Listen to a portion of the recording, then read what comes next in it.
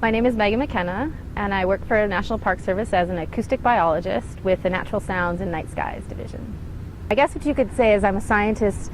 who studies how animals make sound and how they use sound in their environment. And my appreciation or sort of inspiration to start studying that was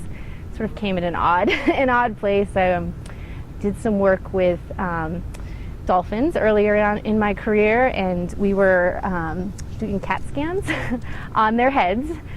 in order to understand their anatomy, because they have this incredible anatomy in order to produce these amazing sounds to survive. And so it was sort of a moment, I mean there are many moments, but it was kind of a moment sitting there like, wow, these animals have evolved these incredible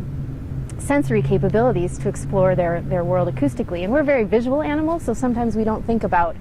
sound as a way to explore our environment, but animals do. So it was really my early work of working with marine mammals and how they use sound that sort of inspired me to look at this closer. The Park Service really cares about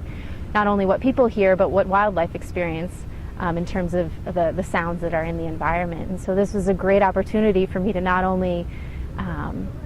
expand my scientific knowledge in Park Service settings to protect these resources and also learn about other animals, but also an opportunity to communicate that to the public, to policymakers. So for me, it was a wonderful opportunity where I could not only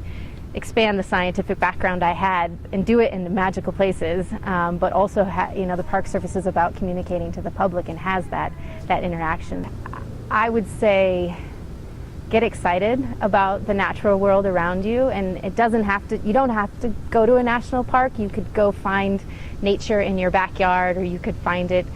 at your local park, but just getting out there and experiencing nature, because once you start experiencing the world around you and starting to think about how animals might be solving problems in order to survive, and just being immersed in that, wherever that is, you can have that experience. So I think that's one fold, and once you start having those experiences and connecting with nature, you start caring. So I think my biggest recommendation would be to get outside, and then the second would be, when you're inside,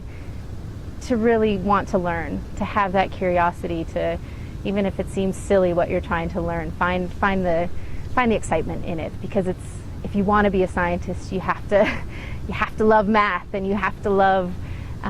working on the computer as much as you do love being outside.